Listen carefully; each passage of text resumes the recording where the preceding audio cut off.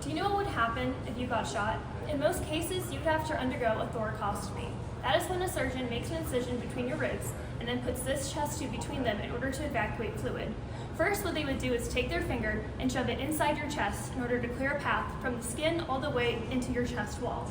They then take this tube and blindly insert it, hoping to miss all of your vital organs, such as your liver or your heart. They then guide the tube around your lungs to where the fluid buildup is, and then they would suture the incision site loosely and then wrap the ends around the tube.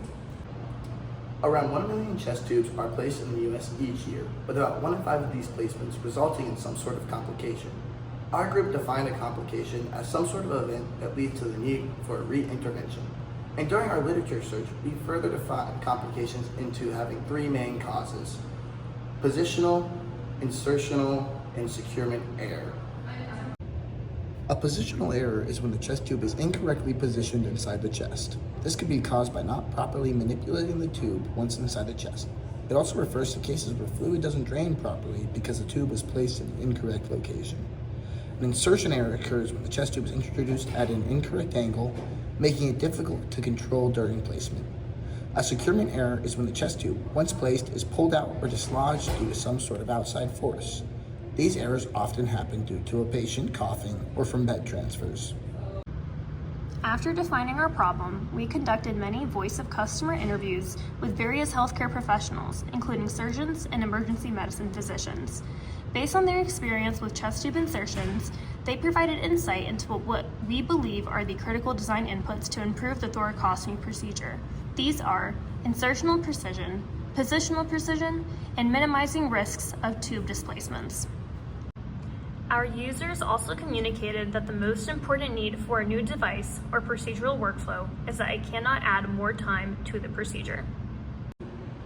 With these inputs in mind, our group modeled our device after a trocar, which is a commonly used medical device.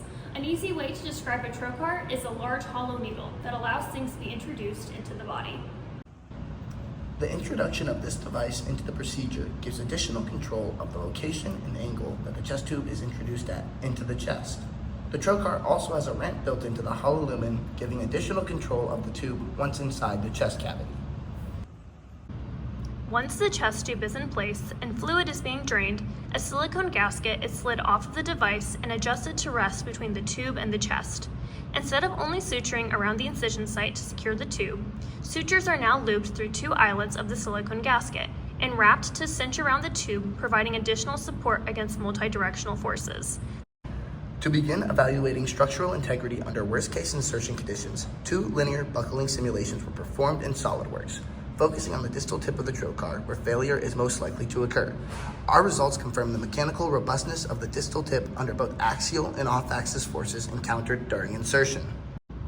We also propose a new procedural workflow that integrates our device into the current protocol without increasing procedure length. What is currently being shown is the insertion of our device into a chest wall model, proving the ability of the device to work through skin and muscle.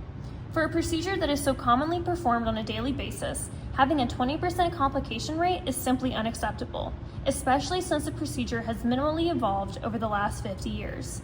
We think our trocar and gasket design has the ability to ultimately reduce hospital costs while improving the quality of patient care. Overall, we believe our device will be a welcome addition to the procedure, targeting user needs that have been overlooked for far too long.